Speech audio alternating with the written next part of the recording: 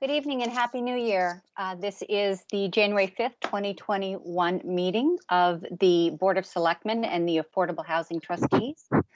Please note this meeting is being recorded and will be available shortly hereafter for scheduled and on-demand viewing on any smartphone or tablet device. If anyone else is recording the meeting, please notify me.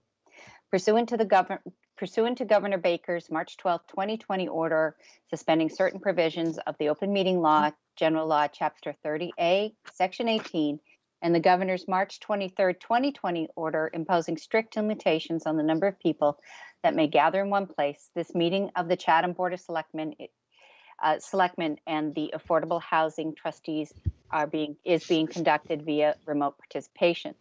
Every effort will be made to ensure that the public can adequately access the meeting, the proceedings as provided for in the order.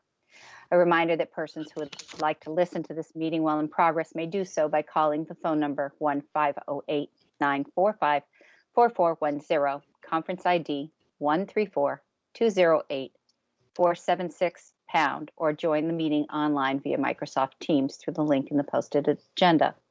While this is a live broadcast and simulcast on Channel 18, despite our best efforts, we may not be able to provide for real-time access. We will post a record of this meeting on the town's website as soon as possible. Okay, so we're going to open up the session with a roll call of the Board of Selectmen and the Affordable Housing Trustees. We have a matter of executive session business to get to shortly, and I'll explain that in just a second. So a roll call. Selectman Kokolas. Present. Selectman Dykens. Present. Selectman Metters. Present. Selectman DeCastro. Present.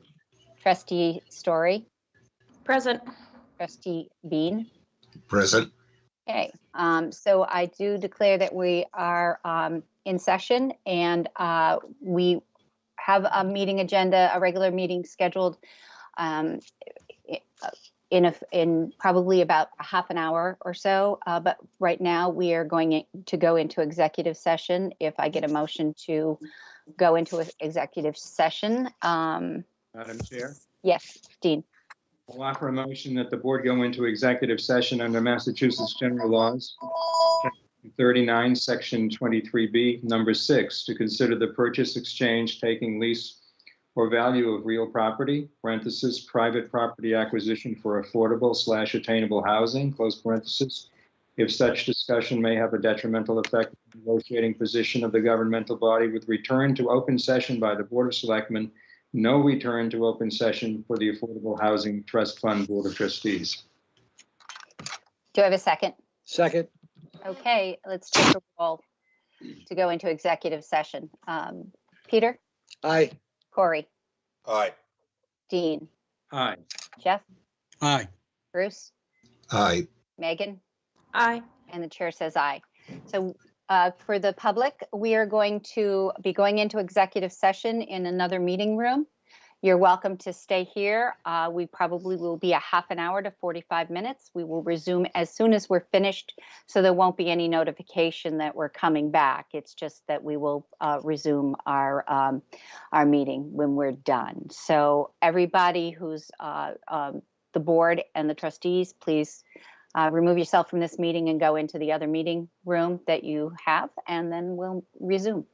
And we'll be back shortly, folks.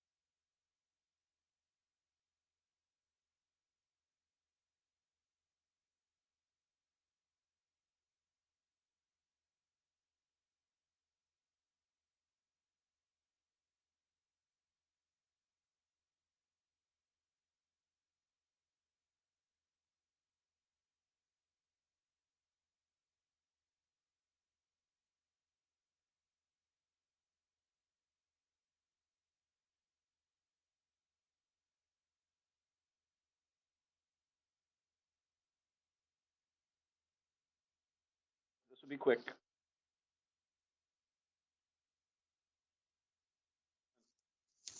Good evening and Happy New Year again. We're back from our executive session. We have a full complement of the Board of Selectmen, but I do want to take a roll call to be sure before we get started. I think that would be appropriate to do. So Dean, Present. Corey, Present. Jeff, Present. Peter. You're muted, Peter. Apologize, present. Okay, and the chair's present. Okay, so, all right, so we're back, and this is a remote participation only meeting, and we have a few things that I just want to go over before we get started.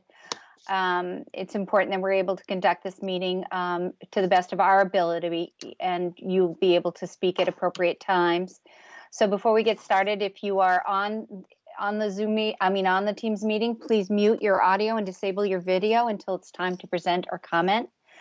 We have taken a roll of the Board of Selectmen, and our first order of business is to approve the meeting minutes of 12/29/2021. Do I have a motion to approve? Madam So Chair, moved. I motion to approve. Second? Did I Second. hear? Okay. All right, any additions or edits to the meeting minutes? None? None? Great. Madam Chair, Yes. I have a couple. Okay, Peter. I have 3 nits and 1 change. Okay. First one on page 3. Since I didn't do it on the last paragraph, second line in the sentence that starts, she said the, and then it would be town, TOWN. Page 4, first paragraph, 4th line down, starts with top ranking period, and then he said, capital. Okay. These are nits.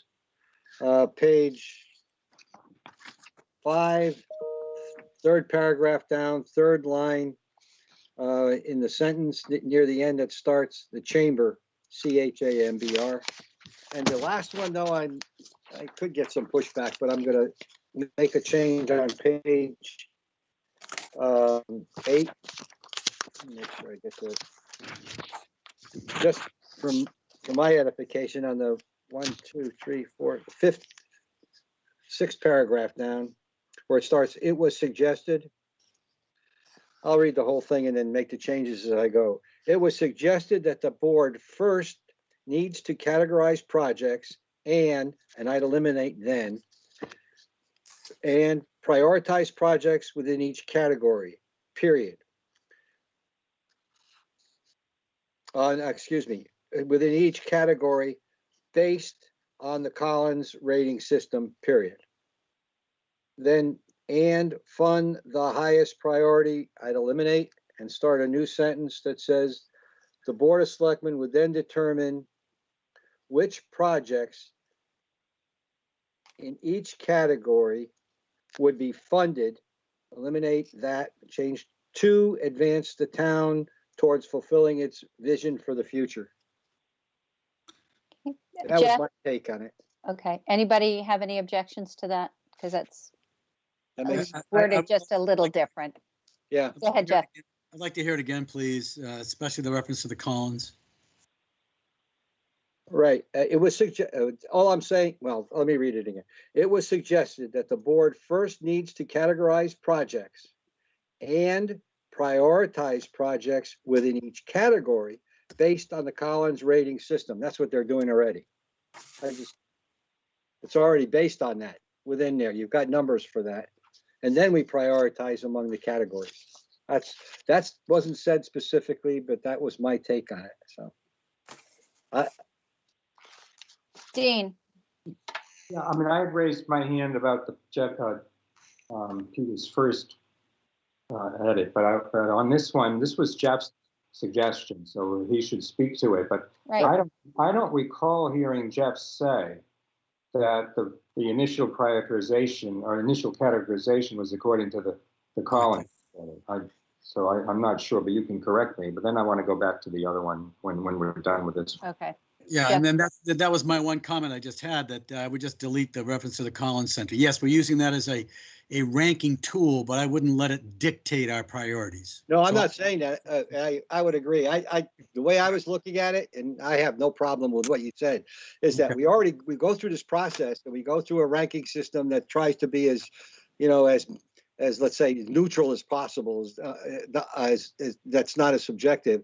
And we have those numbers, but then we just put them in the buckets the way they were done by then. And then it's up to us to decide how we categorize between them. But I'm fine with not putting that in there. Well, it's up to Okay. us how we prioritize between. That's correct. categories. Okay, so All right. you're deleting the reference to the That's Collins right. Center. That's That'd Okay, be- Thank you very much. then you're fine with it, Jeff. Okay, Dean, Yeah, Peter, I think the first edit you made on page 3, if you read the rest of the sentence, I don't think the insertion of the word town is appropriate. It's just, all Alex said was that the 300,000 collected for traditional lodgings was the lowest quarter. It's higher up, Dean. It's the second sentence. She Yeah, said the town. it was is just a town. spelling error. It's It just a says spelling town. error. Oh, I was looking at the last sentence. I apologize. I'm sorry. okay, Thank you. Yeah, for that. and actually on that same page, Madam Chair, if I might, sure. at the top of that page, in the first paragraph, in the very last 2 sentences, it said the 19 and under age group has seen an increase in cases recently instead of in cases, and then a capital he noted, blah, blah, blah. Okay, Yeah, okay. good. All right, so, okay, so we're good. Let's vote.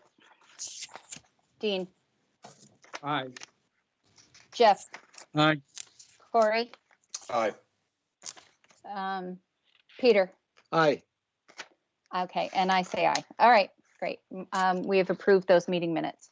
Good. Okay, so let's unpack tonight a little bit, just to give everybody a general overview, because sometimes we don't have people, we have some regulars, obviously, but we don't always. We have new people. So we're just going to go through a little bit about what we're doing tonight and how we conduct our meeting. So tonight we're going to first have public announcements and agenda item request, and this is when you may make a general non-deliberative community announcement or request an item to be considered for an upcoming meeting. And then I just want to note that whenever we do any of that, if you're a remote participant and you are on the Teams app, you have a virtual hand that you can raise to ask to speak, and I make a list. And I also call on individuals who don't have the Team app, and they can call out their name to say that they would like to speak. You have up to 5 minutes for your comments. We also, tonight, we're going to have our review of our agenda items. And first off, we'll have our new business section.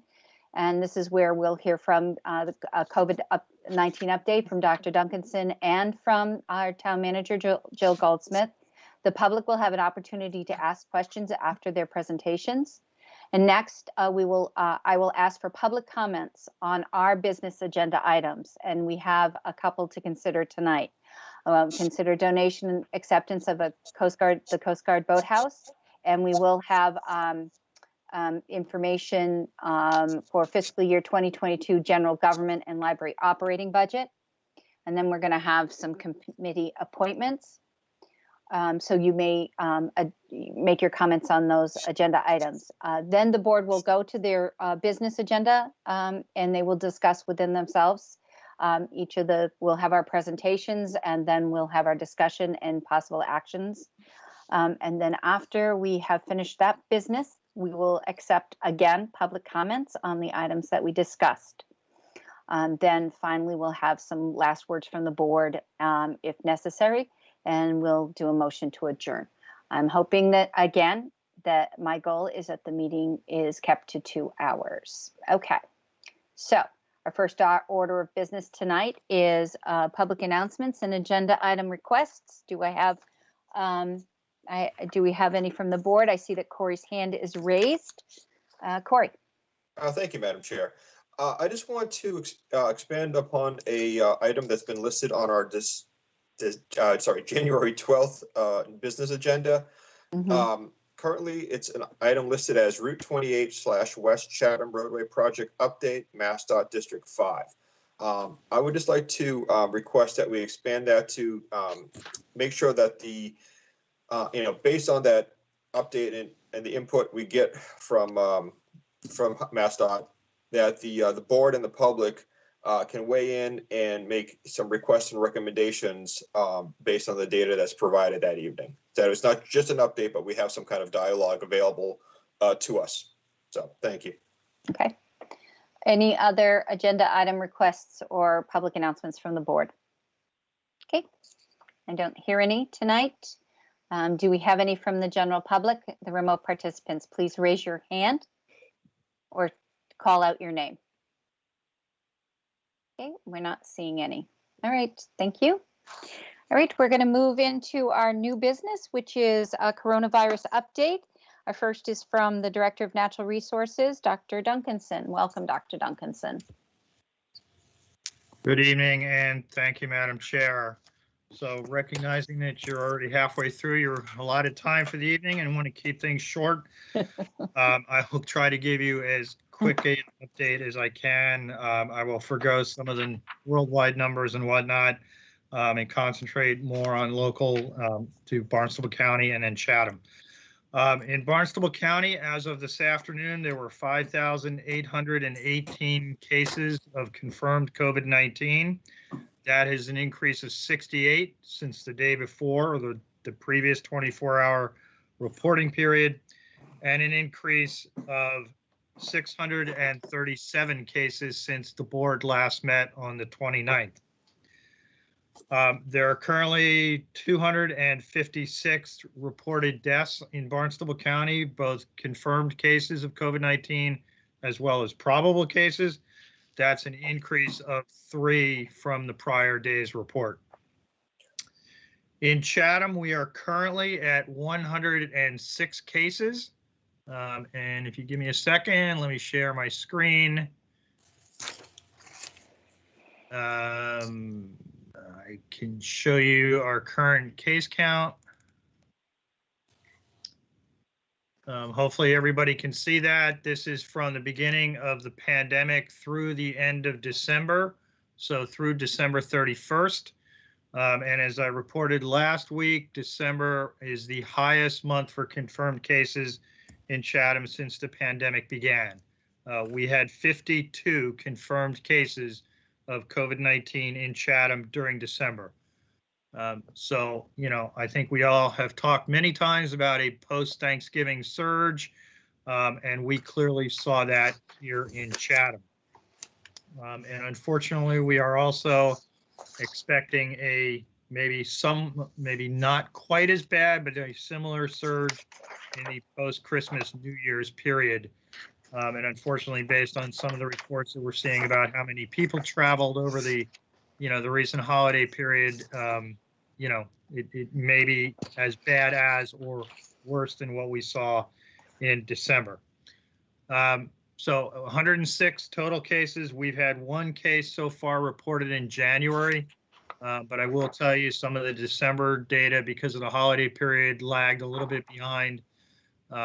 And so we did see, a fair number of cases reported right around that holiday period that finally kind of showed up in the system. So even though we only have 1 case so far in January, I suspect there are probably more out there. And then just quickly on the demographic breakdown of the cases in Chatham, again, this is through the end of December. So the 106 cases, you can see the 20 to 29-year-old demographic continues to lead. Unfortunately, however, we are seeing an increase in the 60 and older demographic. A lot of the recent cases that we had did involve older adults, whether that was attributed to family get-togethers, and spread from the younger demographic who may be asymptomatic. We just don't know. But we are definitely seeing those 3, the 60 to 69-year-olds, the 70 to 79s, and the 80-year-old plus creeping up in terms of the age distribution. The other ones, the young people, the less than 19, and then the kind of middle range haven't really changed that much from the previous week's report. And then just a couple of other things that I wanted to touch on, as I'm sure the board and the majority of the public are aware, but just in case anybody isn't, the Monomoy Regional School District is online through this week. They started online classes again today. Right now they're planning to reopen on the 11th, so next Monday. However, that's subject to how things go this week. We did have a number of reported cases over the Christmas period that involved school students in Monomoy as well as family members. So hopefully this additional downtime and remote learning will get us past that bump. Similarly, because of what Monomoy was doing and the increase in cases that we saw, we made the decision over the weekend to keep the park program closed this week, which, as you know, is the after school and before school program. There was some interest in potentially opening that program this week because of the schools being closed, to give parents another alternative, location where their kids could be. But we felt because of the surge in cases, because of the cases involving students as well as other family members, we felt it was prudent to go ahead and keep the park program closed. So that will also be closed this week. We will reevaluate that towards the end of the week and make a decision if it's appropriate to reopen that program next week. We also were notified late last week that there was a positive case among an employee in Max Seafood in Chatham. So Max Seafood, as well as the Chatham Fish and Market Lobster, closed down as required to do. They went through the appropriate deep cleaning. They also posted the case. And they reopened over the weekend. However, they notified us again late Sunday night that they had a positive among one of the workers in the retail Chatham Fish and Lobster side. So they went ahead and closed down again. They deep cleaned again, and they have not indicated when they're going to reopen because of some staffing issues, whether it's related to COVID-19 directly or it's simply the time of the year. They haven't told us, but they did indicate they were going to be closed, and then they'd get back to us when they were planning to reopen. And then also yesterday, we were notified by Del Mar that they had a positive case among one of their employees. So they were shut down yesterday anyway and today, but they did post the appropriate notices, undertake the deep cleaning. And they indicated that they were going to be reopening tomorrow and Thursday for takeout only.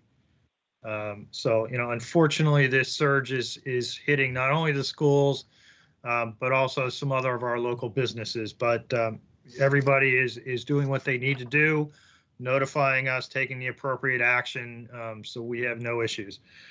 Also, as you're probably aware, there has been a fair number of cases at Liberty Commons, unfortunately, and they are doing their best to get that situation under control.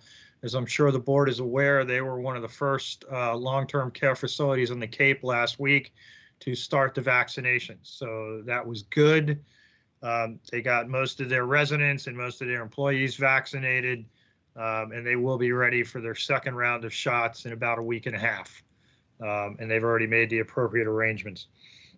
And then just a final note on the vaccine issue, because I know based on the calls and inquiries that we get in the office, it still is a major topic. Right now, the plan is for the next group in phase 1, the first phase being the direct COVID-facing hospital workers. And in long-term care facilities, the next group is going to be the first responders. And vaccine for first responders should be starting to be distributed next Monday, the 11th. It's going to be done for the outer Cape, for our part of the Cape, outer Cape, lower Cape, whichever way you want to call it. From roughly Dennis out to Provincetown, it's going to be done regionally through Barnstable County, most likely at a site in Orleans, drive-through site in Orleans that's being coordinated. It was felt that that was the best location because it's not too far of a drive from any one of the towns to get there. The state did have some information on their website indicating that that was going to be done at the Barnstable County Complex because that's where the vaccine was being sent, and so that's the address that they used. But I did speak with the director of the Health and Environment Department at the county today, and he indicated, yes, they are going to be standing up the Orleans site for those first responders. There's also going to be a first responder site in Barnstable. Barnstable, because of the largeness of the town, is able to do their own. And then some of the other towns, Sandwich, Falmouth, Mashpee, they're also joining together to have one site for first responders. Other than those three areas, we still do not have any definitive information from the state in terms of further rollouts of vaccine. It will come. We had our call with DPH this afternoon. They're working on, additional mass vaccination sites, if you will, for the public once that starts rolling out, but that will not be until probably the end of March or April. There are some other groups that will be coming up in between then. Groups like DPW workers, public health workers, food service workers, restaurant workers, and that group, grocery store workers and others that will be later in February and March. So, as we get information on the vaccine, we will be sure to push that out. We have links on our website. The state's vaccine website is updated twice a week on Tuesdays and Thursdays with, changes in the grouping and whatnot. The only other substantial change that's been made to vaccine is folks older than 75 years of age are now going to be included in the first group under phase 2. That was one change that was made earlier this week. So folks 75 years and older will be in group 1 of phase 2. Phase 2 not starting until February. But we will continue to push that information out because it does change on almost a daily basis. And so with that, I would be happy to answer any questions. Thanks, Bob. Just as a reminder, I want to let everybody know where the testing sites are for the county. I'm getting feedback. I don't know who's doing that. Anyway, that they're at the Melody Tent and the fairgrounds at the Cape Cod Fairgrounds in Falmouth. And Lower Cape, Outer Cape Healthcare is conducting Provincetown, Wellfleet, and Harwich testing. I was on a call today where I'd learned that the county commissioners have just allotted another $500,000 to testing. So the facilities that are doing the testing are seeing a big increase in inquiries obviously after the holidays and stuff. But I think that we really need to be diligent in everybody keeping themselves safe and wearing masks and doing the right thing, especially for the next 6 weeks or so. Anyway, questions for Dr. Bob. I see that I believe Dean had his hand up first and then Corey, or vice versa. Corey, then Dean. Corey, go ahead. You're muted, Corey. Actually not a question per se, but maybe I was the only one. I believe the graphics that Dr. Duncanson was putting up earlier in the presentation, I did not see, so I don't know who was able to view them or not view them, but I just wanted to point that out. Okay. I saw them, Corey. I don't know if anybody else did. Yeah. Okay. Maybe you can share them with you. Yeah, I usually generally send them around to the board and the Board of Health after this meeting, and then Shauna gets them as well and includes them in the town manager's update. Sure. Dean? Yeah, thank you, Madam Chair. Bob, I don't think I heard you say what the death toll was in Chatham. Oh, sorry. Right now, as far as we know, there's still been the 3 deaths that we've reported on previously. Okay. There have been several other deaths attributed to COVID-19, primarily in Liberty Commons, but they were not Chatham residents. They were residents of the Liberty Commons facility, but not Chatham residents per se.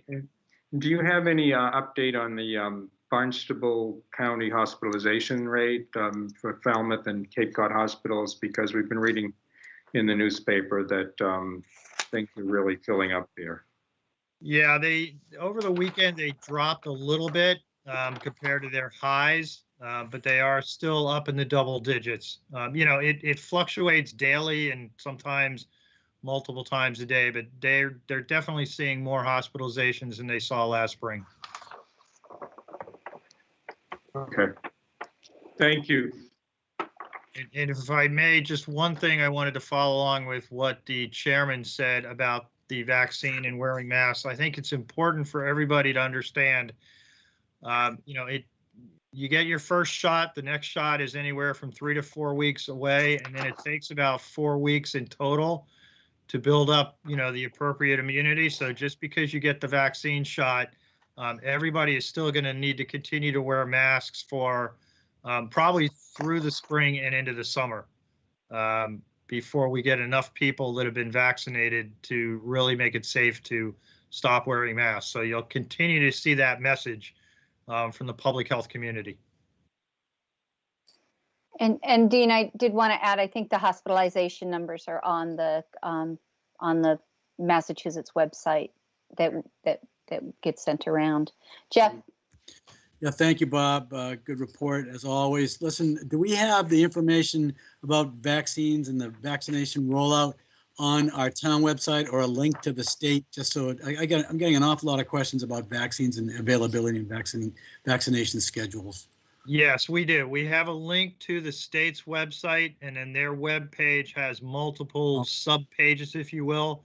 But frankly, that's where we've been telling people to look, because that is the most up to date. Like I said, they're updating that at least twice a week and more often as necessary, because I have seen some other websites that are out of date. So I said we're not going to try to do it ourselves. So we just put the link up there.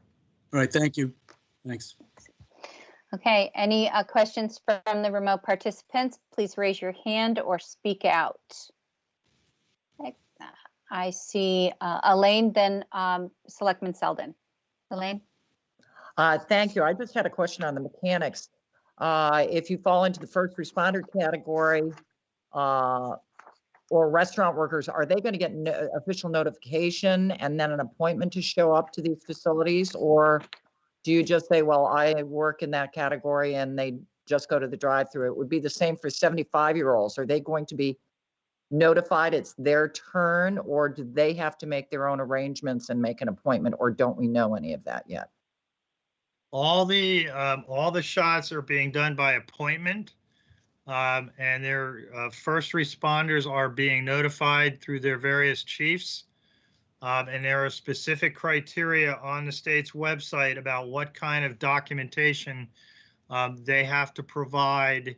Either at the time of registration, there are certain questions that they have to answer, and they need to bring. Then when they actually come to the clinics, they also need to have documentation. So that is all being posted on the state's website as each group, if you will. It's their time. And I'm sure that as we get further on and it becomes time for the 75-year-olds and the people with 2 or more comorbidities and whatnot, that there will be certain criteria that they will have to meet in order to get the vaccine at that point in time. Because the state has been very clear and very concerned about, people cutting the line, if you will. So they are providing that information as it gets closer to each group's period. Okay. All right. Florence?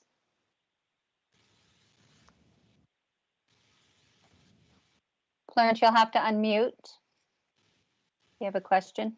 I have a comment and then a question, and just a quick comment. We got a recorded message from our primary care physician this week that said, basically, please don't call me, but we will let you know as soon as we know. We don't know anything at this point.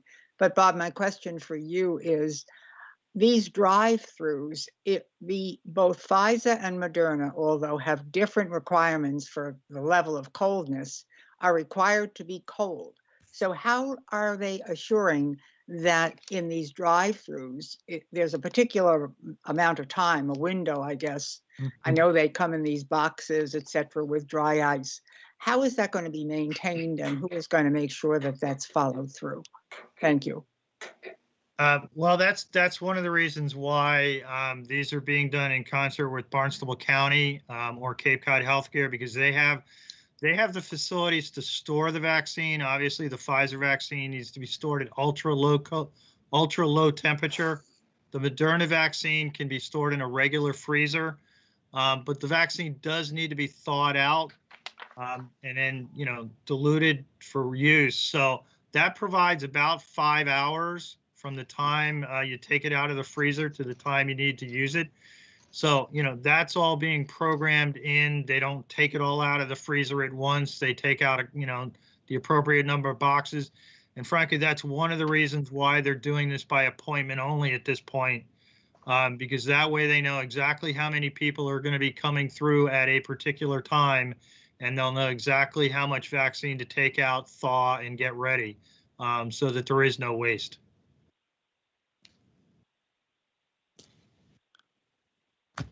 Okay. Any other questions from the remote participants? All right. Thank you, Bob. I did have one more. I'm sorry. I raised my hand again. I apologize. Oh, if you're going Go through the, ahead, Elaine. thank you. Do you know if you're getting the Pfizer or the Moderna? Or are we just going to have whatever's available at the time? At this point, it's whichever one happens to be available. And that actually came up today on a call, and the state is indicating that both are equally effective. And there's really no determination one way or the other. So yeah, right now the average individual would not necessarily know which one they're going to get until the time of the shot, and then obviously they can ask. As we get further down and things settle down, and individual doctors' offices may be in a position to provide the vaccine, they'll know which one they have and are making available.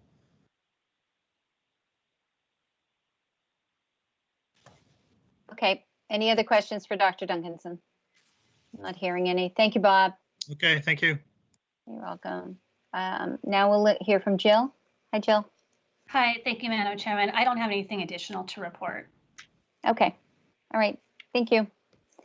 Okay, so we're going to move on to the rest of our meeting. And right now we'll be accepting public comments on our new business agenda items, which will be on the acceptance of the Coast Guard Boathouse, our fiscal year general government and library operating budget requests. So if anybody has any public comments that they'd like to make at this time on those business agenda items, please raise your hand or call out your name. Okay. I see Anne, Frank, Messina, Florence. All right, we'll get started, Ellen. All right, we'll get started. Our first person to make a public comment, which you have 3 minutes, up to 3 minutes, is Anne. That's all I see is a first name, so I apologize. Please say who you are, and welcome, Anne. Hey, yes, thank you very much. My name is Ann Dixon. I live in West Chatham, have been full-time for about 6-7 years now. I'd like to comment on the Stage Harbor Coast Guard Boathouse. I, for one, love history. While I may not be from Chatham, I know a lot of local people and love to chat with them, and the history of it is great. And I just hope that, consider bringing it back home. I'm hoping that tonight you will make it our finest hour and bring back the Coast Guard station back to Chatham on its round trip voyage. I would like to make a disclosure. David Doherty, who will be making a presentation, is my brother. He's my older brother. He did not threaten me. He did not coerce me. He did not bribe me. And he did not force me to make any comments. These comments are myself. And I will say my brother David, despite the fact that he's my brother, is very honorable and very fastidious and very passionate. So thank you, and please consider bringing the boathouse home. Thank you, Anne. Frank, next comment. Thank you, Madam Chairperson. I want to thank the Board of Selectmen and specifically Dr. Duncanson, for authorizing the due diligence engineering report in attempting to facilitate the saving and potentially bringing the Coast Guard boathouse back to Chatham for its adaptive reuse as the upweller.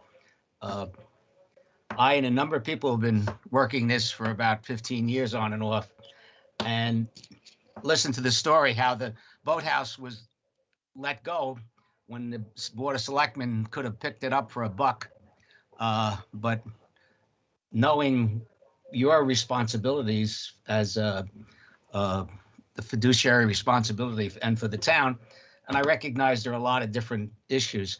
I was interesting. I was looking at your capital plan, fiscal year 22, and I just looked at it. Was looking at your agenda, and they have something in there, the consideration that you're supposed to be using as you evaluate your capital plan, and one of it is called local policy goals, and there's something called the Chatham factor, and then it goes on to talk about aesthetics and historic preservation. Historic preservation and adaptive reuse is not for the faint of heart. And, we lost the CG 36-500. I wasn't around at the time, and maybe there were good reasons at the time where it didn't happen. So I would like to encourage the board and to look at options for potentially saving it. I won't go into all the historic issues. I mean, they're quite obvious. The Historical Commission has just today submitted its updated Form B to Mass Historic, delineating the history of the boathouse. So again, I know you've got a tough decision to make, but I would encourage you to keep the issue of bringing it back to Chatham and finding some adaptive reuse for this historic structure, which is such an integral part of Chatham's maritime history and Stage Harbor. Thank you very much. Thank you, Frank. Our next speaker is Selectman Selden. Florence? Thank you, Madam Chair. In the packet in Dr. Duncanson's material, he says the exact costs to the town involved in moving and storing the building are not currently defined. And then on page 6 of the GEI, the consultant's report, repair recommendations are preliminary and are to be used for general costing purposes. It is estimated that the cost to relocate and repurpose the building will be approximately $1 million. And then they go on to give specifics for relocation and storage, demolition, structural improvements, renovations, and a large contingency of 25%. The next pages deal with the repurposing the boathouse as an upweller and items to be considered there. However, I would suggest that it is not the purpose of the agenda item tonight for whether the boathouse is to be repurposed as an upweller. That is a discussion for another meeting. Tonight's agenda item is to decide whether or not to accept the donation, not to what to use it for. In making that decision, I hope you will consider what liabilities the town will incur should you do so. When you accept a gift of a bench for the park or the beach, the donator accepts the responsibilities and the costs, so there's no liability for the town. So I hope tonight's presenters will be able to answer several questions. For example, I have read that the building, the current Coast Guard building, has to be moved from Hull. Is that to be moved to Quincy? Who will pay for moving that? And then who will pay for storage? Is that what the $450,000 is for?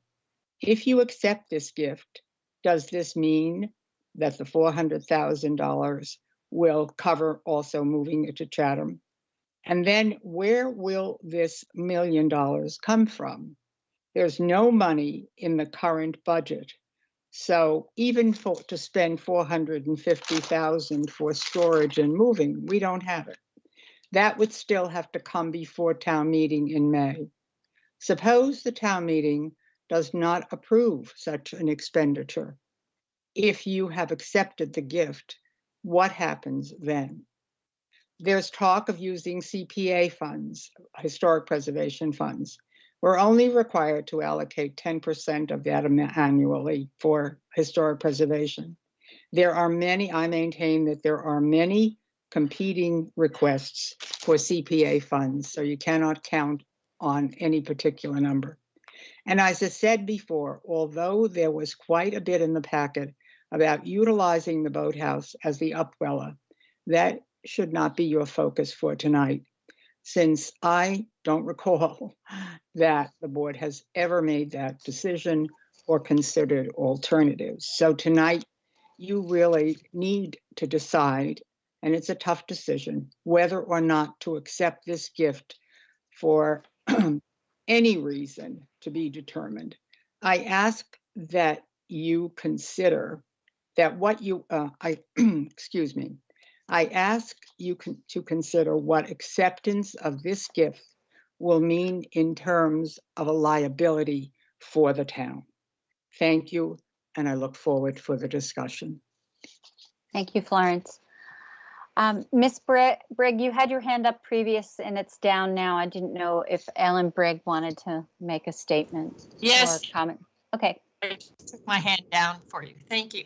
Thank you for recognizing me. And this last commentary was very thorough, and there are a lot of questions yet to be resolved. But I, representing Protect Our Past, hope that you will see the advantage to accepting this gift and knowing that the community has a very emotional attachment to saving it and finding its future use. It has been presented that it be the structure for the upweller, which you apparently have on the docket anyway, that the size of the building pretty much fits the blueprint that you had in mind for the one planned for the Stage Harbor.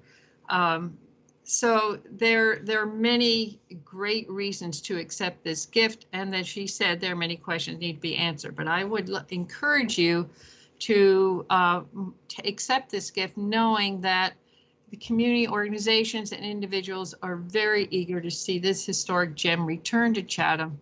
Unfortunately, Chatham has sort of gained a reputation. It may have nothing to do with anything you all have done in the past, but we've lost other historic buildings that were treasures. The Coast Guard boathouse, the other Coast Guard building was on North Beach.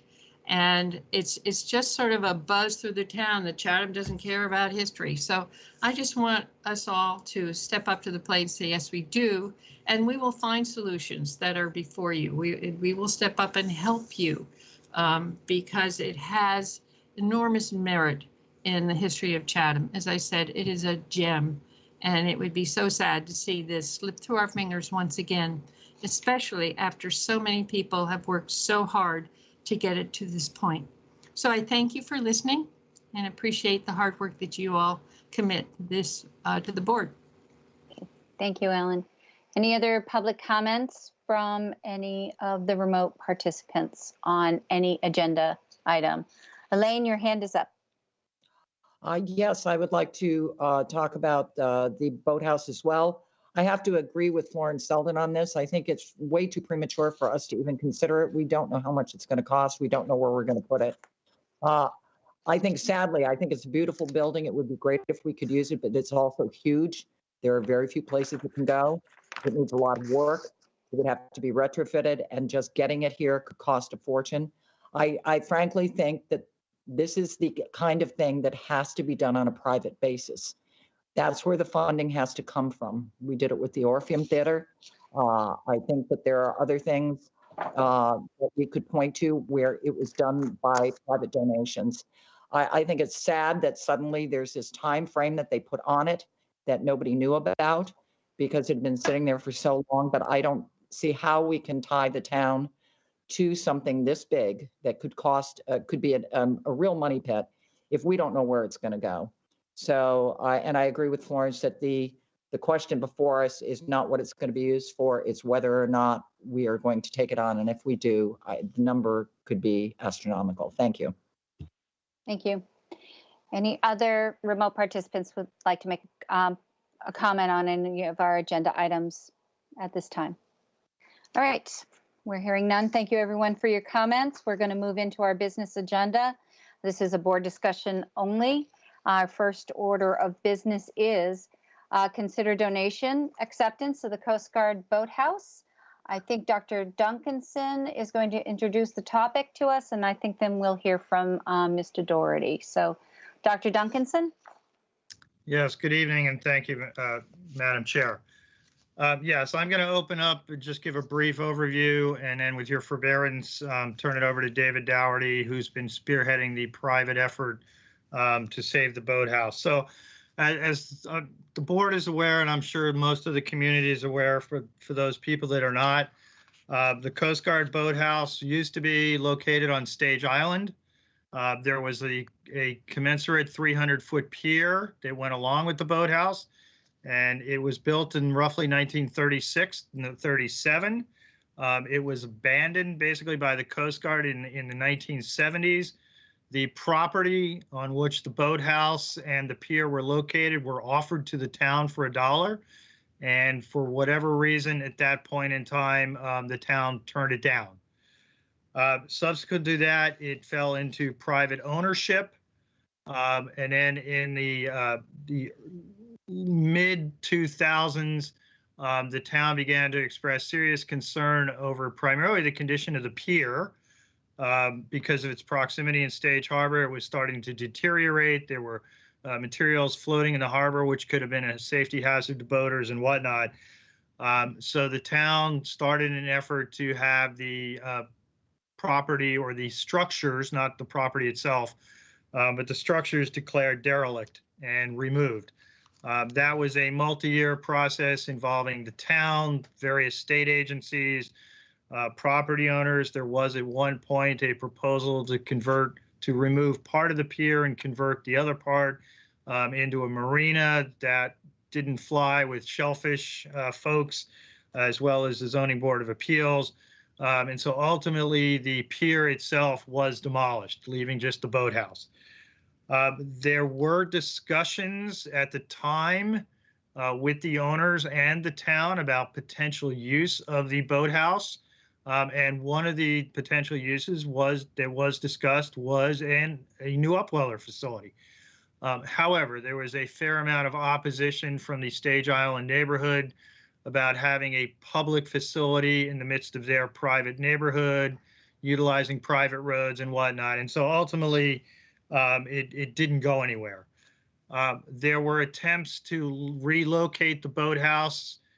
Some of the other locations that were talked about were Jackknife Harbor, the beach area there, potentially for use as a clubhouse and all for Pleasant Bay community boating. There was a plan and actually a plan and a design drawn up to relocate it onto property from CBI right next to the Chatham Fish Pier to be used for various purposes, an educational facility and whatnot. Bottom line, none of those ever came to fruition either for a variety of reasons. And David Dougherty and the group that he heads was an integral part of looking at all those and discussing those. So ultimately in 2009, the building was slated for demolition. J. Cashman Inc. stepped in and offered to move the boathouse. It was subsequently lifted off its foundation, put on a barge, and moved up to their shipyard in Quincy. It languished there, for want of a better term, for many, many years until ultimately it found its way to Hull, where unfortunately it ran afoul of both conservation regulations as well as zoning regulations in Hull. And then in October of this year, it appeared on a website for auction. We were made aware of it, as well as private entities in Chatham were made aware that it was now up for auction. And that basically restarted this effort to bring it back to Chatham. As the board is well aware, we had started the effort to follow along with the design for the 90 Bridge Street parcel. And one of the primary components of that is a new shellfish upweller. So one of the first ideas that was promoted when it was taken off the auction block was, could the building be used as a shellfish upweller building?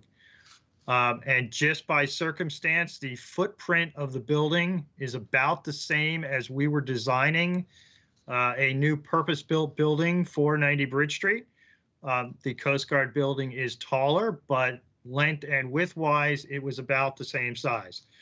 So because, we were already well into the 35% design phase, we felt it was critical to get an assessment of the Coast Guard building done to determine whether or not it really could be reused for a shellfish upweller building, or frankly, for any other purpose, given that it had sat in Quincy and Hull for over 10 years.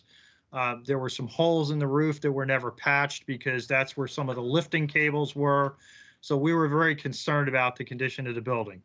So we engaged our engineers from GEI and Pomeroy Associates, who are working with us on the 90 Bridge Street parcel, to go up, take a look at the building, do a due diligence assessment of it, and tell us whether or not it would even be feasible to use it as an upweller facility, and what potential costs may be. And that report was included in your packet so that you had that information.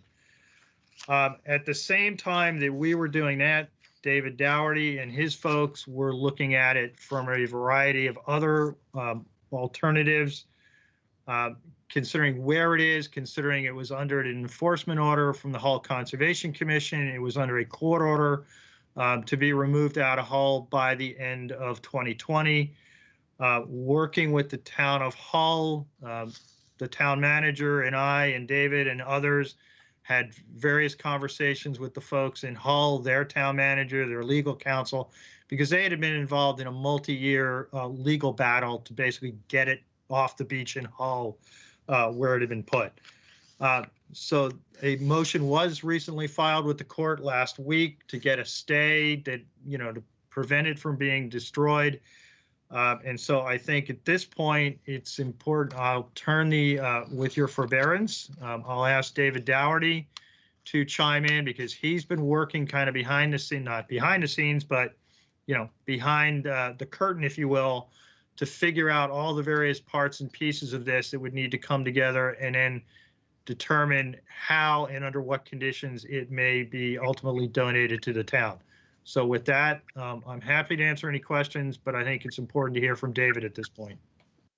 Okay, I think we'll hear from Dave Dougherty first, and then we'll bring it back to the board for questions for everything. I think that will complete the presentation. Dave, how are you? Hi, good. How are you? Thank you, Shireen. First off, I really do want to thank Jill and Bob Duncanson. For the last 2 weeks, they have attended 2 Zoom meetings with Town of Hull manager and council, 4 days before Christmas and 4 days before New Year's. And without their help, that building would have been gone yesterday. But I'll be brief, and I'll just give you where we are today vis-a-vis the building. It's been a roller coaster over the last 2 weeks, but I'm glad to be here. A demo permit was issued to the owners of the building, and it was to have been destroyed yesterday. Thanks to intervention, we were able to get the demo delayed. As of yesterday, I went to Quincy and I got necessary signatures from the J. Cashman Inc. and Sterling Equipment Company on the building application. They are the applicant. I then went to Hull and met with Michael McDevitt, who owns the building, and it's in his Acushnet Marine facility. And Michael also, as owner of record, had to sign in several places on the building application to make it complete. So I hand-delivered it to the town hall at Hull, put it in the Dropbox since the building was closed to the public. I've also was able to obtain from J. Cashman and Sterling Equipment Company a performance bond in an amount of 200% of the cost to move it, indemnifying the town. So I do have a signed contract with J. Cashman Inc. and Sterling Equipment Company, which is a subsidiary. They will do the actual move. I do have a signed contract, and He will be paid for his services to move it to his shipyard facility in Quincy. Mr. Cashman has graciously offered to store it for 6 months at no cost, which I think is terrific. And I do want to and I'll come back to that. So, assuming issuance of a building permit in a timely manner, that building could be out of Hull by January 15th and over in Quincy. I know that will make the town of Hull very happy. I know it'll make Mr. McDevitt very happy. It will certainly make me happy. So now, where are we? We need an affirmative vote from the Board of Selectmen to accept the gift on behalf of the town of Chatham. But what are our efforts ongoing? I have been in communication with a national nonprofit 501c3 organization called the Giving Back Fund based out of California. And they will be spearheading any activities relative to solicitation of private donations, which would be tax deductible. As Frank Messina indicated, the historic status has been, Form B has been reviewed. It's being forwarded to Mass Historical, and so they'll be looking for possible grants for the building to help defray costs on behalf of the town. I certainly think it's appropriate to file an application with the Community Preservation Committee, which is due by January 15th, for funds to help preserve the building, which we've done obviously with the Orpheum. We've done it with the Masonic Hall. We've done it with the St. Christopher's. We've done it with the Nickerson Home, preservation of historic buildings. So I think it's fully appropriate that those funds be solicited, since 10% every year are put reserved for preservation. So there seems to be a real appetite now, as opposed to 11 years ago, to preserve this building. And, we all know we lost the Old Harbor Life Saving Station. It's now in P-Town if you'd like to go look at it. And the 36-500s over in Orleans if you'd like to look at that. And obviously in 2009, we watched the boathouse go out of Stage Harbor. So it's not very often you get a second bite at the apple. And I think we really should take advantage of this opportunity. I do want to address the numbers that were mentioned in the report by the engineers and by Florence Selden. In my opinion as a layman, the estimate by the engineers of $450,000 in storage, to include relocation and storage, is grossly overstated. And I say that for this reason. In 2009, when J. Cashman Inc. came down and picked the building and took it out of here, it cost less than $200,000. Mr. Cashman has extended to me, and consequently to the town of Chatham, that after 6 months of free rent, he would store it for $2,500 a month. So if you're looking 18 months out, that's very little storage fees. So I just wanted to say that I think that's grossly inflated. And there's another $200,000, 25% contingency. So I think this project is doable. It's a project the town should do. And I hope that you will put an affirmative vote in tonight to accept the gift. Thank you. Thank you, David. I have some questions. I on your timeline, just as a matter of trying to get a better understanding of process here. So we know that it needs to be moved. We know that the Cashman group will accept it onto their property. Is it necessary for the town itself to accept this gift in order for this to be moved onto that property and be stored there while private entities raise money in order for it to bring it back to Chatham? Is that a possibility? Is it a possibility that I misunderstood. Could you say that again, please? Is it a possibility that, that if, that we don't accept the gift tonight, but you can still pursue moving it off that property, moving it to the Cashman property, and pursue raising money to bring it back to Chatham? Do you honestly need to have our acceptance of a gift in order to work on that project? Number one, I'd need to talk to Mr. Cashman about that. That would Okay. be his decision, ultimately. It's a possibility, but I would certainly hope to have some sense, if that's the direction you go, some sense from the current Board of Selectmen as to their posture on this. Well, we're definitely going to discuss it. I'm just trying to get a better understanding of Your question, yes, it's a possibility, but I don't have the answer tonight. Okay. And so, all right. Okay. So, so I guess I'm going to open it up to the group. But I guess when I looked at everything that in the packet, I felt that there were two things here too, that it is acceptance of the gift, but not necessarily, you know, even though the upweller is considered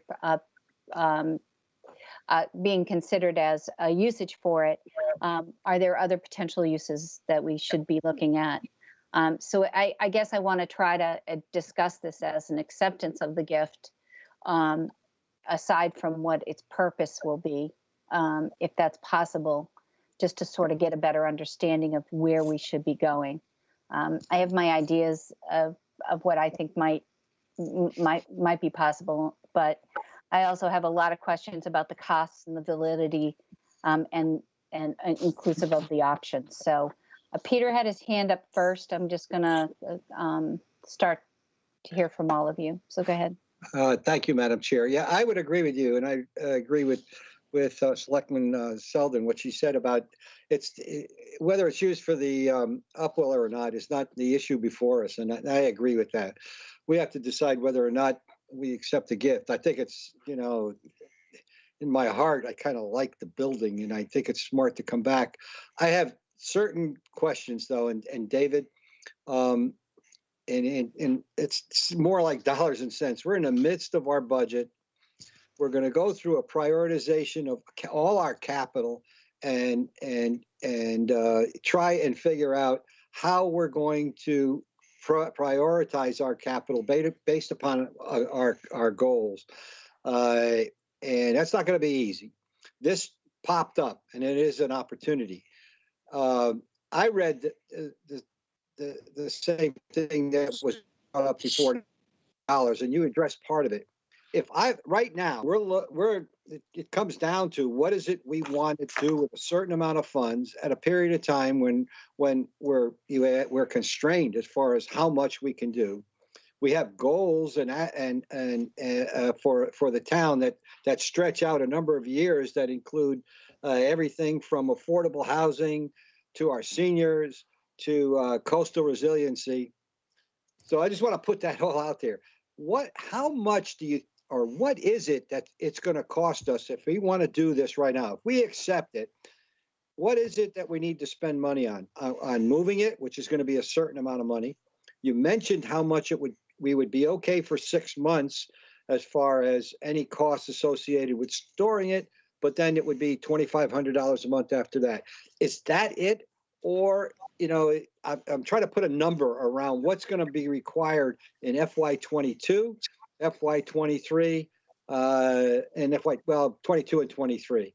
Is that? And I guess I'll just leave it at that for now. Were there questions there?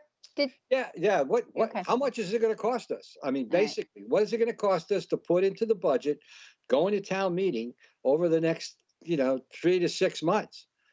What is it that we're really going to be signing up for now and in the future? So at least we can categorize it. Yeah. And prioritize it. Right, prioritize, sure. Yeah. And we don't have those answers to those questions. Well, I don't know. He has David has a contract. Okay. How much? David? David, can you answer this question? I would say that it will be moved, hopefully, by the 15th, and Mr. Cashman will be paid. Plus, the building will be paid for. So I anticipate certainly we're going to raise that much money, but there will be no cost there. As far as the $2,500 a month rent after 6 months, I cannot believe we couldn't raise that privately also. So the number I can't give you right now is the cost to move it from Quincy and put it somewhere in Chatham. I can work on that, but Oh, you mean, the others are nickels and dimes. yeah, what you're saying to me, Alan's, you understand, it's going to be moved, the building's going to be moved somewhere. It's not going to cost us anything right now. When we decide to do something with it, wherever that's going to be another cost.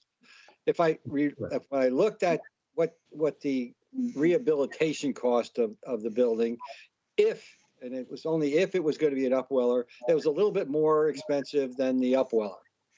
A building from new, at least according to that, by $40,000 or $50,000. Correct. Am I stating that correctly? So there's no cost to us right now. There'll be no Because it's going to be taken care of private. There'll be no cost to move it to Quincy Boatyard, and there will be no cost for storage fees. Monies will be raised privately. Got it. The cost would begin when you figure out where you want it. You got to move it down here. You got to put it where it's going to go, and make whatever improvements. Certainly, if it's a difference of $40,000 for a purpose-built new building and this building, well, you certainly can't put a price on preservation. And I think $40,000 once again would certainly worth the price of preservation. Exactly. Okay. Thank you, Dave. Okay, Thank we understand the cost of preservation in the replacement piece of it. I guess my question is, it is an old building, and this is supposed to be, to be retrofitted into any idea. What's the maintenance of a building like that that's going to be used for commercial use? We don't have those answers right now, but we also can look at it from another factor. What are other places that we could put this? Where are other opportunities or purposes that it may go? Those are all part of this discussion still. I'm just looking to see who has their hand up again. Peter, you already, Jeff. I'm fine, Shereen. Yep. Thank you. Jeff, go ahead, Jeff. Yeah, thank you, Madam Chair. And, I want to thank Dave Doherty and certainly respect his passion for this project. And, I'm fairly ambivalent about it, knowing that I boated in Stage Harbor for many years and have an affinity for that building. It's a really cool building. It's kind of too bad we took a pass on it back in 2009. And I'm interested. I was initially extremely interested in this building, and I'm still interested in its use and I guess it's adapted reuse. However, I'm struggling with placing this preservation effort in the town's participation in that effort in the mix of what we have going currently in terms of our capital challenges and the many projects that we have right now. At last reckoning, and I'm kind of speaking to David and his group, but we were discussing up to $66 million of capital projects, and we're going to have a session where we're going to be prioritizing those dollars going forward for a number of years. So I'm struggling. I get it. I love the building. I think it's cool. I think we blew it by not having the 36,500 somewhere in Chatham. I think we blew it by not having the Old Harbor Life Saving Station here in Chatham somewhere. But I'm sure the Board of Selectmen and the townsfolk struggled making those decisions just as kind of we're going to struggle now, I think, making this one. I'm fearful that the amount of rehabilitation that's going to be necessary to put this building back to use in our town is going to be exorbitant. So I'm very interested in the near-term cost, David. You say there's going to be very, very small near-term cost or none to move it to Quincy, and then to store it there as well, that you think it's pretty likely they could be able to cover those costs with private interests. And I appreciate that and certainly respect that. But what would it cost then to get it to Chatham, whether we use it for an upwell or not, which I have some reservations about, to be frank, knowing what kind of condition this building's in. And then if we had some other adaptive reuse for it, what would it cost to get it here and then get it on a foundation, et cetera. So there were a lot of questions unanswered for me. And that's in a context of my having an affinity for this building and understanding why, what set your course here, if you will, to use a metaphor. So I'm a little ambivalent, having a lot of difficulty placing this in the queue for our priorities. And I'll leave it there. And I really am interested in, what the cost of this is going to be. And I kind of find it hard to accept the donation without knowing those costs, to be honest with you. Those are my thoughts at present. Thank you very much. Thanks, Jeff. Corey?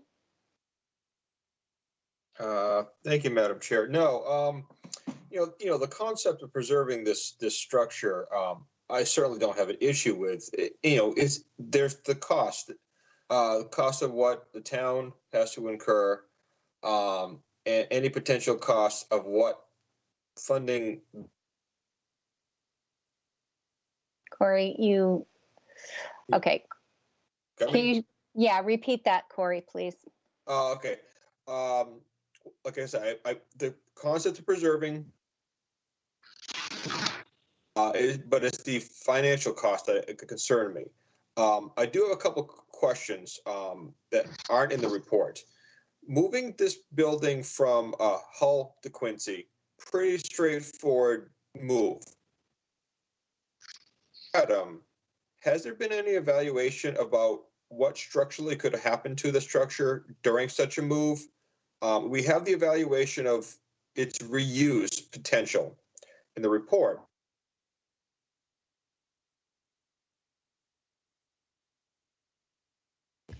We lost him again, Shereen. Corey, I'm going to hold off Corey and I'll go to Dean and then hopefully you'll come back in just a second.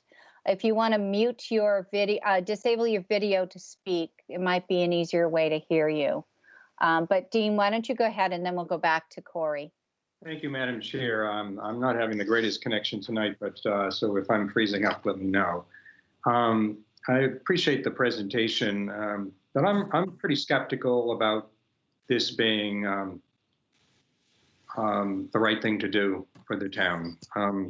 The town leadership 10 or 11 years ago obviously took a pass on it, and I respect their decision. I'm very reluctant to undo decisions that were made by others in the past, particularly if they were predecessors on the Board of Selectmen. I don't think there was a formal vote, but I know they had the opportunity and they declined.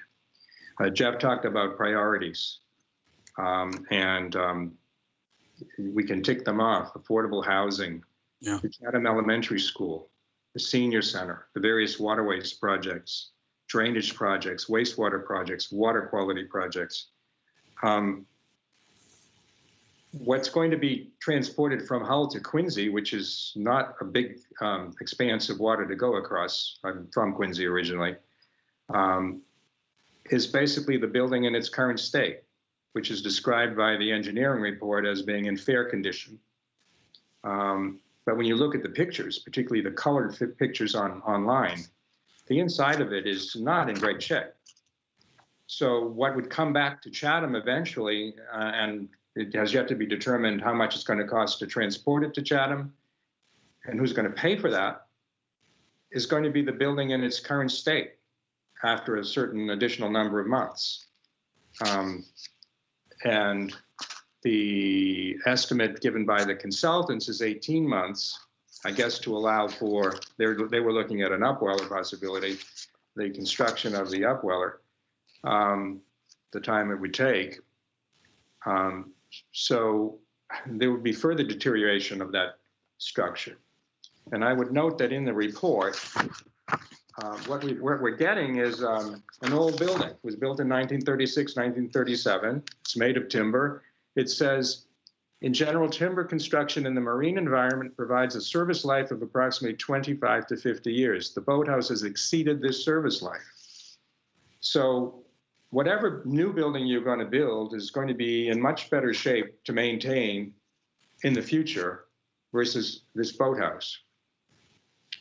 And let me say something that people might consider heretical.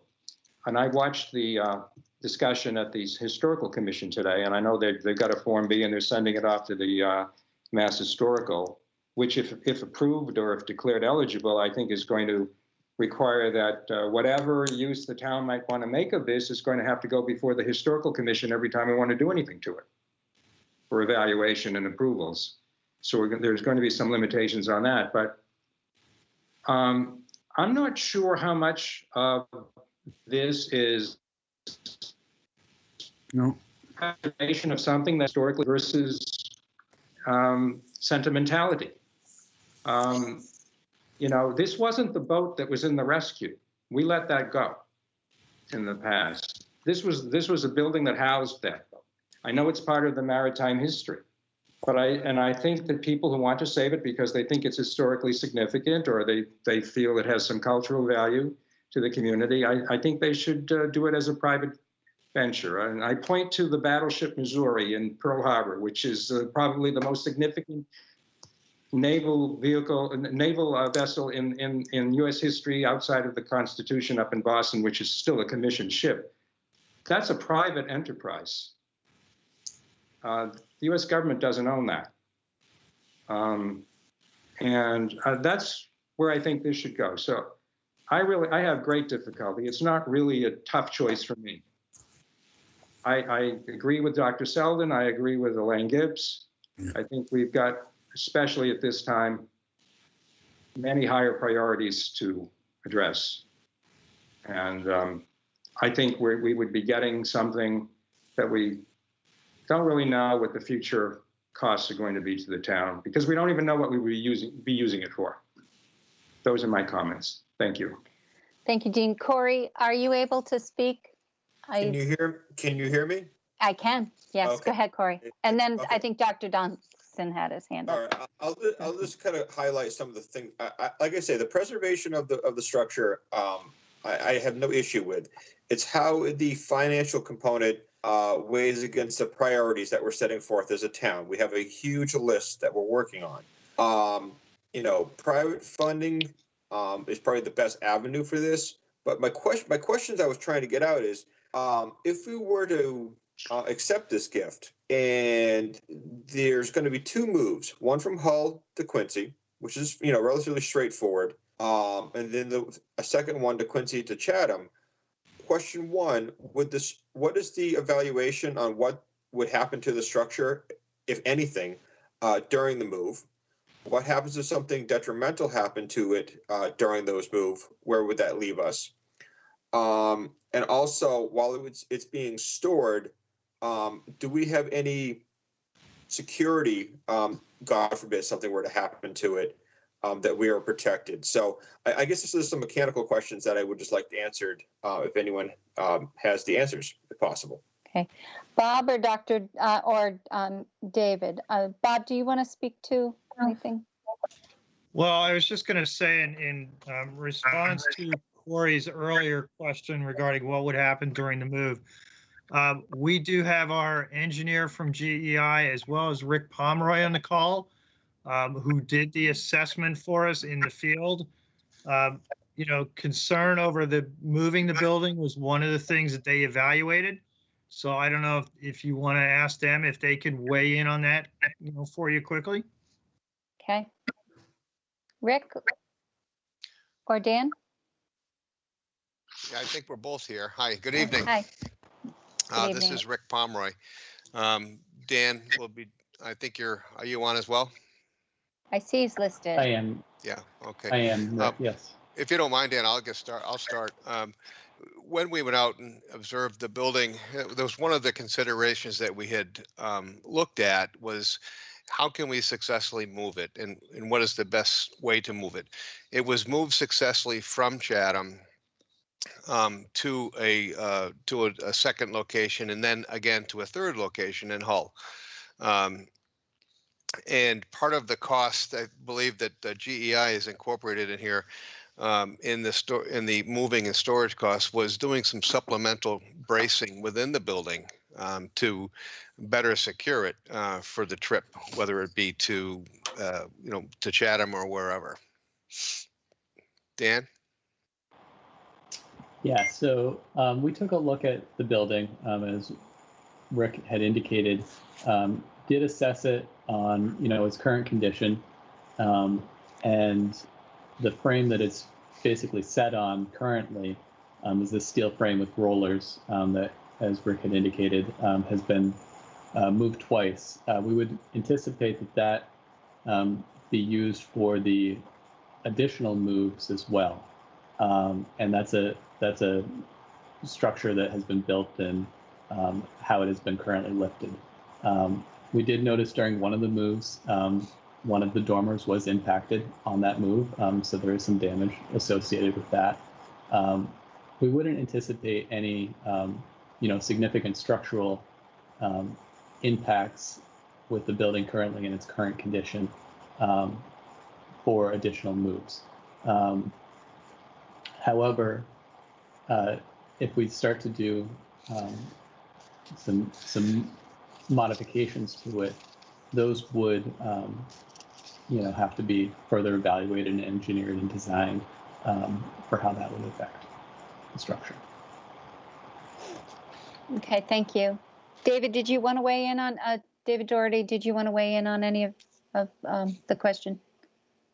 I think Jay Cashman's been doing this for a long, long time, knows what he's doing. So I think whether it's taking it across to Quincy or bringing it to the Cape, he's fully capable of doing that. And that's his business. He did the big dig. I think he can handle this. Thank you. Thanks, Dave. Okay, any other questions or comments from the board? Okay. We're not accepting any public comments at this time. Just want to let everybody know that the public comment period is closed. It will reopen up after our business agenda timeframe. So, Jeff, go ahead. Yeah, thanks, Madam Chair. I had a question for Dave Doherty. David, to have the building moved from Hull to Quincy and stored, do you need a vote for a town to accept it as a donation to do that? I'll have to ask Mr. Cashman that question. Okay. I don't know the answer to that. He was hopeful that we'd receive a favorable vote tonight, but to answer your question, I'd have to ask him. Okay. So I'd be interested in the answer to that question, to be honest with you. And then in terms of, we got to nail down a cost to really present this to the town. I feel as though I'm very time constrained in terms of making a decision for this puppy, for this issue, I should say. It's really been presented to me in a package, over the weekend and tonight. And, to accept the donation is to some degree, or to vote to accept it, it may not pass, or it may not carry. But for me to do that, I'm not doing my fiduciary duty in terms of I have no idea what the downstream cost might be. So I'm really not doing the town any great favor by voting it to accept a donation if I don't know what it's going to cost the town. And eventually, what use is going to be put to. So I feel as though there's some major questions yet to be answered. So to buy time is why I asked my question. Could it be moved, saved, and preserved in the near term with its move to Quincy and stored without the town taking a vote on its donation, without knowing how much it's going to cost to get here and what we're going to use it for? Well, I'll pose the question to Mr. Cashman. Okay, that would be helpful. I mean, I'm not, again, I don't know where I'm going to land on this issue, but I need to know its cost and what kind of purpose it might be used to. That I think there are other purposes other than an upweller that it might be used to. I'm very, very skittish about its use as an upweller, quite frankly. Thanks, thanks, Jeff. I'm going to go back to what I was saying. And I grew up all my adult life. I looked from the trap dock over to the Coast Guard station. I played in that area. We took our boats over there. We clammed over there. I mean, it is an iconic piece of Chatham history. There's no doubt about that at all. But I cannot. But I agree with Jeff and I agree with Florence when we're speaking about the costs of this building as of use for the upweller or any other. Maybe there is an option to be able to do something that in another location. But the time constraint is really a challenge for any of us at this time. And, we could run with our hearts on a lot of decisions that we make in town, but that's not really what we're supposed to be doing here. Is there a way that this could be a public-private partnership? Could this be a private entity, as Dean had suggested? I just want to know what our timeline or time frame is for accepting this as a gift. Is it necessary to do it this evening, or can we have some time, David, to get some of the questions answered and bring it back? I guess that's what I'm asking right now. Well, that will depend on what Mr. Cashman tells me, and it will depend upon partly the town of Hull. So Okay. I understand completely your desire to have firm numbers, which will be impossible to get, but we can get you better numbers. But it's the clear sense to me from the comments made by the selectmen, doesn't look like they're leaning towards an upwelling building. That'd be my analysis of the discussion tonight. But I understand the need for harder numbers, which I can work on. And it's just a question whether I have enough time for the enforcement order that the town of Hull's already postponed once, to see if I can get them postpone it some more. So I've got a little bit of work to do in the next day or two. So, Jeff, your hand's back up again, Yeah, or no, Dean? I'm good, thank you. Okay. I'm done. Dean? Yeah, I just wanted to add, I know the context of the report was for repurposing it as an upweller, but basically the end result of the repurposing would be the shell of a building that you could use as an upweller or anything else for that matter. And that was going to cost about $500,000. So it isn't just the move and so forth. And as far as the numbers, and I respect Dave and his comments about the cost of relocation and storage.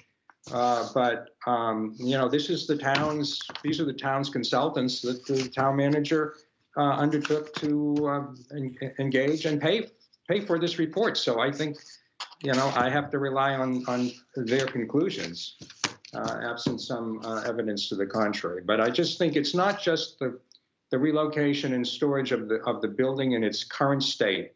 It's the long-term future of the building for whatever purpose it's going to be used for. And the ongoing maintenance of that and the cost of repurposing, which is significant. So you measure that against, do you want to spend $500,000 for this or $500,000 to keep the elementary school open? Yeah. Whatever. Thank you. Thank you. All right, Dean, any other board members want to make a comment?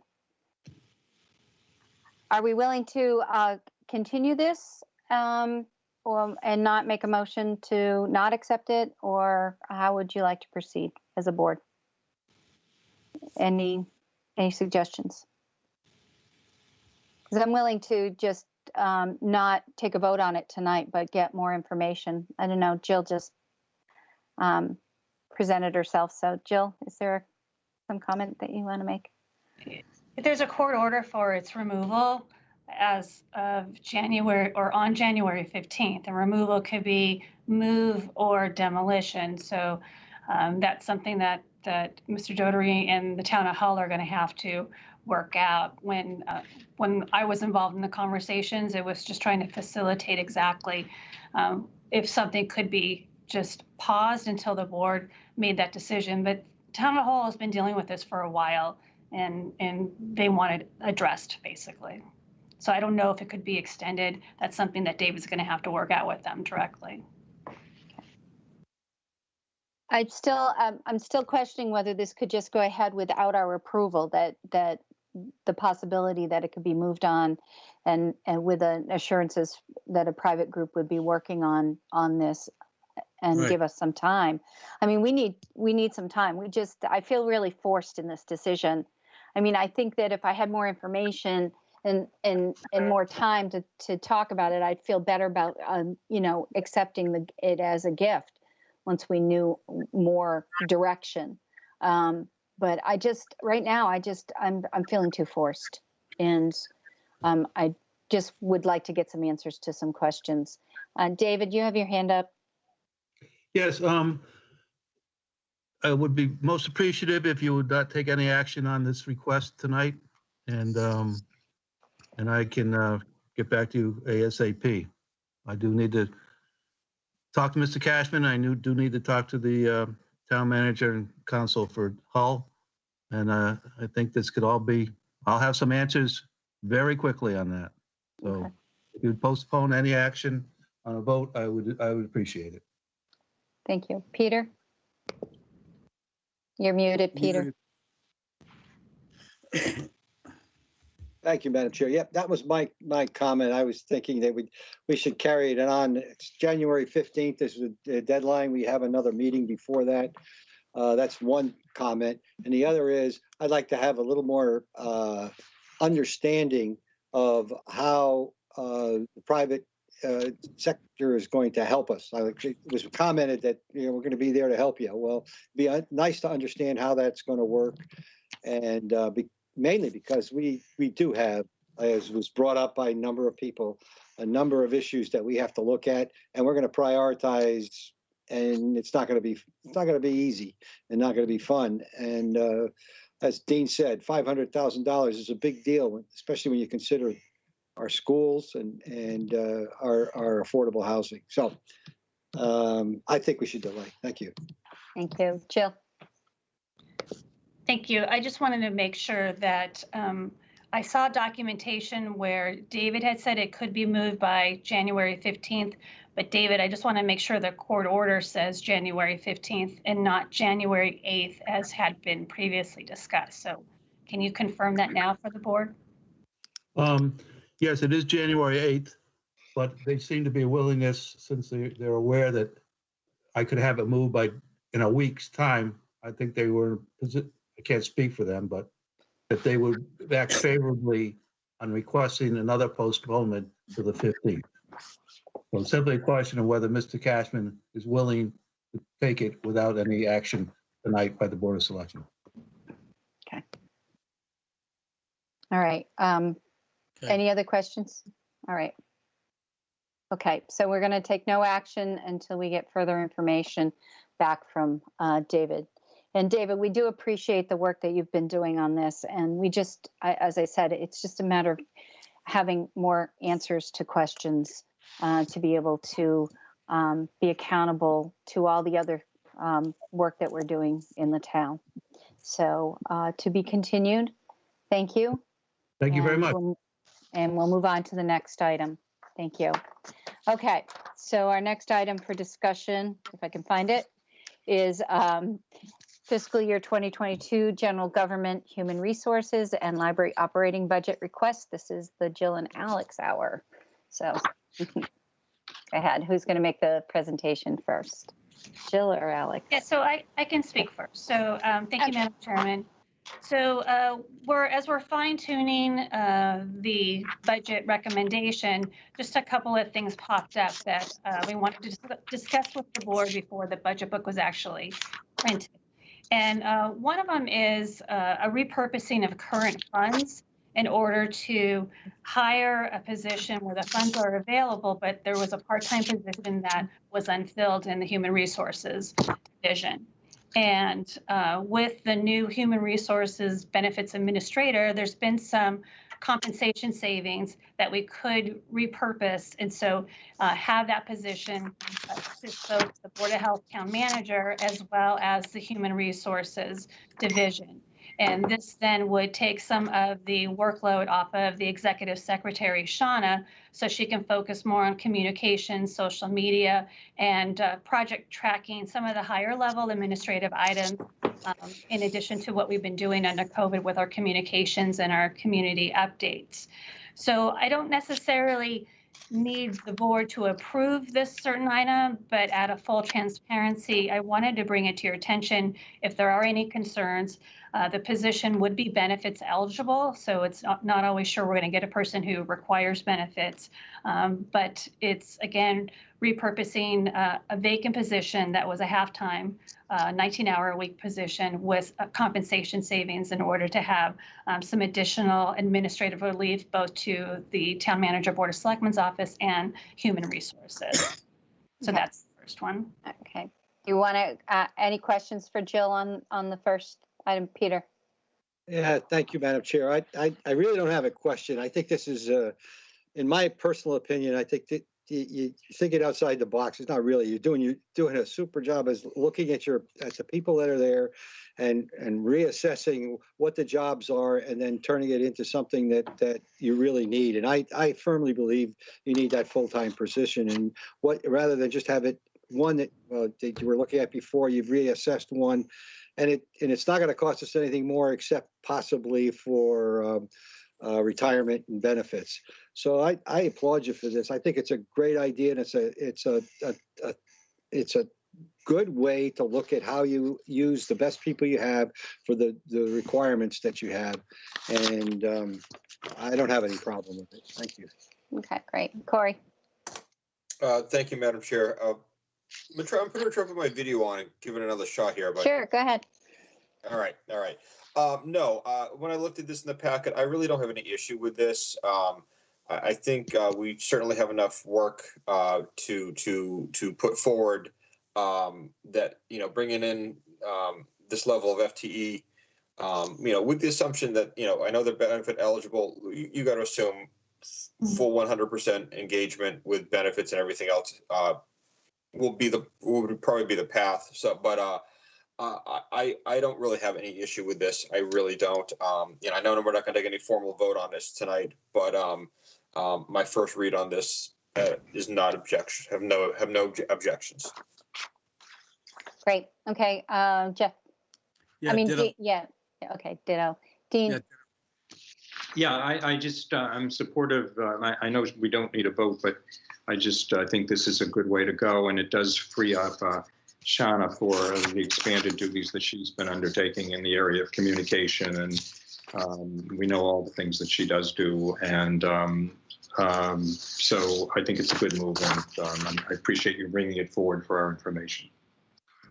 And I'm not to reiterate, I'm totally supportive of it as well, and I've seen firsthand the amount of work and communications that it's been taking for the town, and I think communications is a good thing. So the more that Shauna can work on that and have a department assistant to float is a really good way to go. All right. Great. Okay.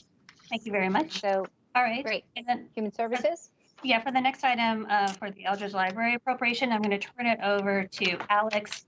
And I do want to note that our library director is on this call too. So Alex? Okay. Yes, good evening.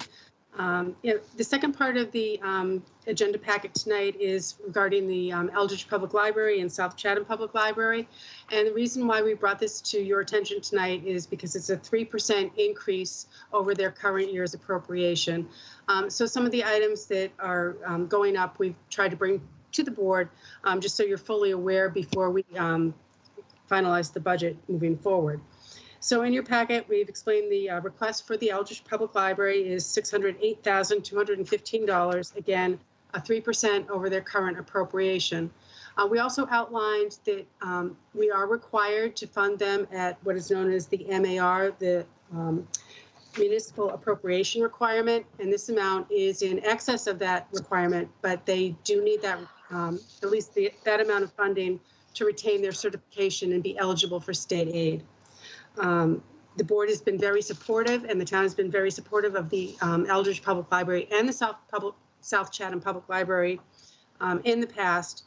But again, we just wanted to, for full disclosure, have all this out there, as I know sometimes the Finance Committee does question, the total cost of operations. So in your packet, we laid out the other contributions that the town does make to the Eldridge Public Library, as those employees do participate in our health insurance, and we do provide funding for the building which the town owns, and that's been historical practice. So I'm happy to answer any questions. Again, I think when they first looked at their budget, they were requesting a 5%. They cut it back to 3%, so I think that's important to note as well. Thank you, Alex. Questions, Dean? Thank you, Madam Chair.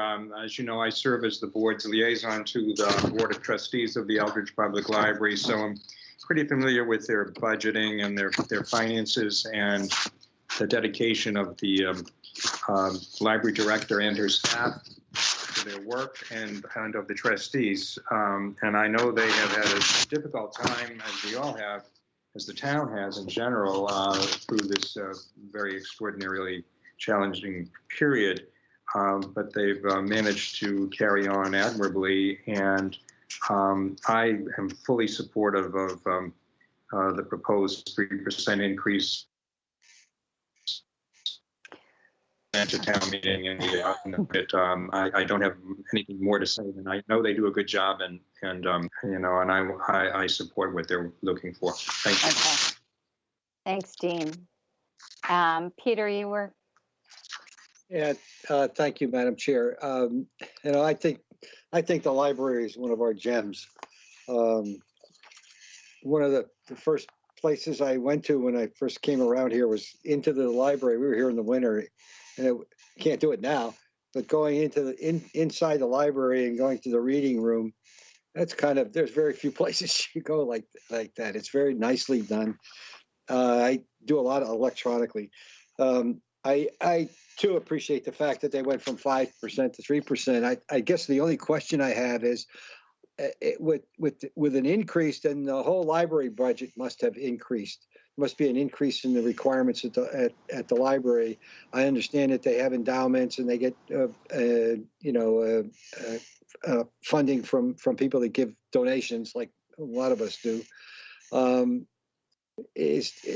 Even though they're shut down, their total budget has increased. It sounds like Dean has been closely watching them, but I was just curious as to why why it's gone up. Is it just normal increases that we see in people and whatever, or?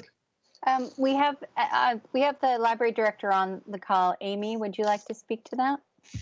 Hi, Amy. Hi.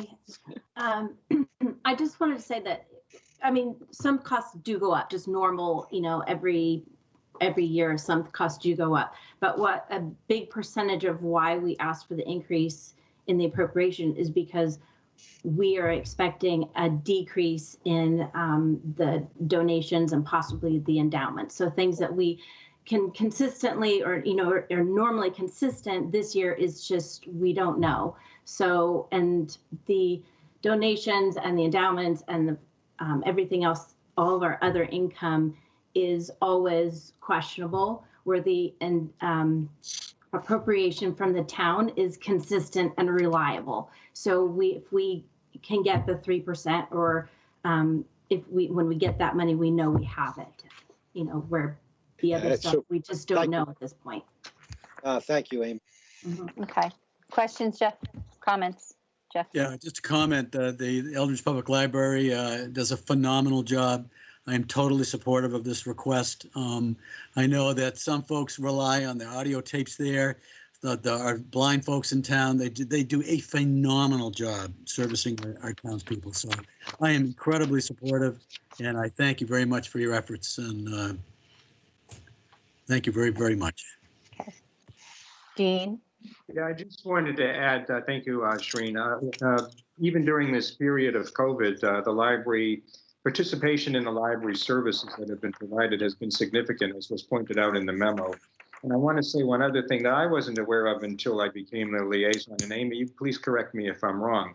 The library's endowment is invested without fee to an investment advisor. It's done pro bono by one of the trustees. Is that correct, Amy? If I'm Yes. Yes. So that's something that saves them money. And also, of course, we know that the library itself and the Friends of the Library receive contributions, and those are used to supplement the services, the cost of services that the town, of course, provides the largest piece of it, which is typical in a lot of towns where the library is a separate institution, but the town owns the building. Yep. So thank you. I wanted to add those points. Thank you, Dean. I'm totally supportive of the budget increase. Don't want to reiterate it. Thank you, Amy, for all the good work that's being done at the library for the community. Is there anything else you're going to need from us on that tonight? No, thank you, Madam Chair. That was it. Thank you. Okay, thank you, Alex. Thank you, Jill. Thank you, Amy. Okay, our next order of business is to a committee appointment for the Energy Committee. So we have one vacancy for an unfulfilled term to June 30th, 2023. We had interviewed Mr. Brian Miner for the Energy Committee at our last meeting, December 29th. Do we have a motion? Madam Chair? Peter? Yes. Yep, I move to appoint Brian Miner to the Energy Committee until June 30th, 2023, unless sooner revoked or a successor is appointed. Do we have a second? Second. All right, we'll take a vote. Jeff? Aye. Dean? Aye. Peter? Aye. Corey? Aye. The chair says aye. Okay. We now have a new member of the Energy Committee with a vote to 5-0. All right, so our last order of business is public comment period again. And this is where the public may speak to the business agenda that the board has discussed prior, which is the,